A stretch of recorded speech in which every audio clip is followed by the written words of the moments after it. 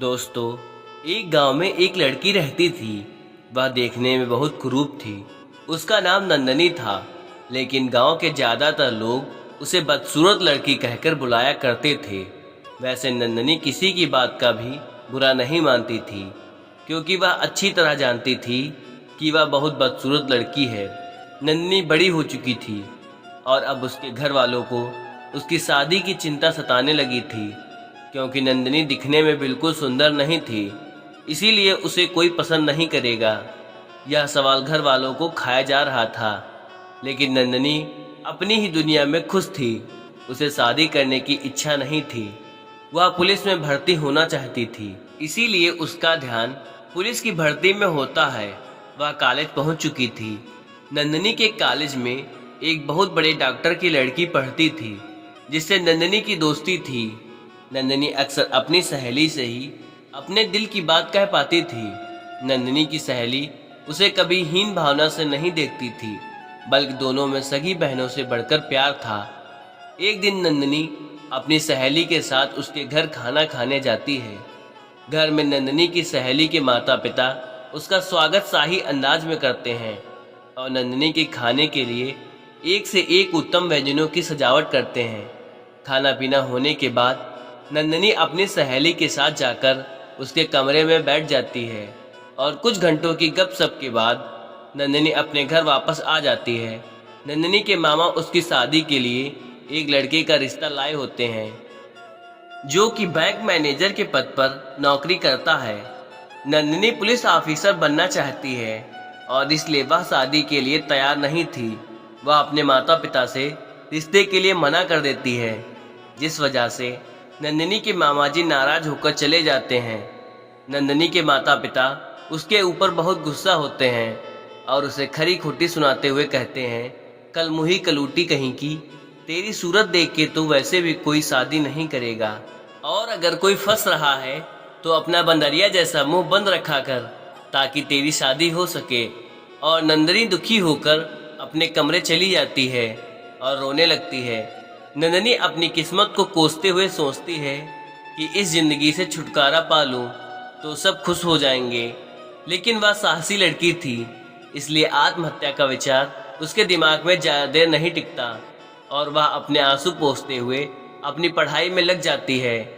अगले दिन नंदनी कॉलेज के लिए पुस्तकालय से कुछ किताबें लेनी थी, इसलिए वह कॉलेज खत्म होने के बाद अपनी सहेली की लाइब्रेरी जाती है। लाइब्रेरी में एक लड़का नंदनी की सहेली को एक गुलाब के फूल के साथ एक कागज़ देता है, जिसमें नंदनी की सहेली के लिए कुछ शायरी लिखी होती है। नंदनी की सहेली उस लड़के को वह कागज़ वापस लौटा देती है और कहती है, मुझे इन सब बातों में कोई दिलचस्पी नहीं है, कृपया दोबारा मेरे साथ ऐसी हरकत मत करना। और दोनों वहाँ से चली जाती हैं। वह लड़का उसे अपनी प्रेमिका समझने लगता है और वह उसे एक तरफा प्यार करने लगता है। अगले दिन दोनों सहेलियां अपने क्लास में बैठी होती हैं। अचानक वही लड़का दोबारा उनके सामने आकर बैठ जाता है और फिर से नंदनी की सहेली को प्रपोज करता है, लेकिन इस बार उसे लड़की एक जोरदार थप्पड़ मारती है। लड़का कुर्सी से नीचे गिर जाता है। क्लासरूम में छात्र छात्राओं की भीड़ लग जाती है। सभी के सामने लड़की का थप्पड़ पड़ने से उसे बहुत बेइज्जती महसूस होती है।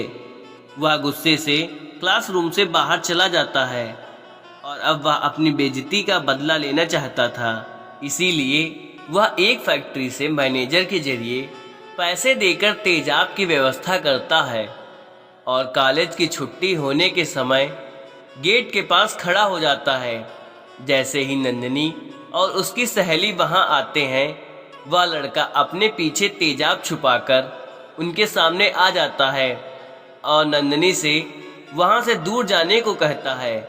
वह उस लड़की से आखिरी बार बात करना चाहता था।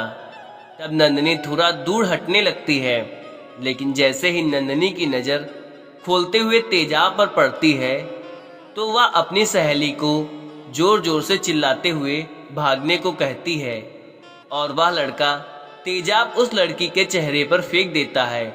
लेकिन नंदनी उस लड़के को धक्का दे देती है, जिससे तेजाब नंदनी के चेहरे पर आ गिरता है। तेजाब चेहरे में पड़ते ही नंदनी दर्द से छटपटा उठती है और चीखने लगती है। वहाँ उपस्थित भीड़ उस लड़के को पकड़ लेते हैं और पुलिस के हवाले कर देते हैं। नंदनी का पूरा चेहरा तेजाब से झुलस चुका था। उसे अस्पताल लाया जाता है। नंदनी की सहेली को नंदनी के लिए बहुत बुरा लग रहा था, क्योंकि नंदनी पहले से ही अपने चेहरे को लेकर दुखी थी और तेजाब की वजह से वह भयानक दिखेगी। नंदनी के साथ हादसा होते ही उसके माता पिता अस्पताल आ जाते हैं। वह अपनी बेटी को तकलीफ में देखकर रोने लगते हैं। नंदनी की सहेली उन्हें दिलासा देते हुए कहती है, आप चिंता मत करिए, सब ठीक हो जाएगा। नंदनी बहुत बहादुर लड़की है। उसने मुझे बचाने के लिए अपने चेहरे पर तेजाब ले लिया। नंदनी की सहेली के पापा, जो कि डॉक्टर हैं, जैसे ही उन्हें पता चलता है कि उनकी बेटी को बचाने के लिए नंदनी ने अपना चेहरा जला लिया है, वह कुछ ही मिनट में अस्पताल पहुंच जाते हैं। और अस्पताल पहुंचते ही डॉक्टर अपनी बेटी से मिलते हैं और नंदनी की मेडिकल टेस्ट की रिपोर्ट्स देखते हैं। वह नंदनी को अपने हॉस्पिटल ले जाने की प्रक्रिया पूरी करते हैं। दरअसल वह एक स्किन स्पेशलिस्ट हैं और ऐसे मरीजों के लिए उनका अस्पताल अच्छा मुहैया करवाता है। नंदनी के माता पिता उसे दूसरे अस्पताल जाने की मंजूरी दे देते हैं।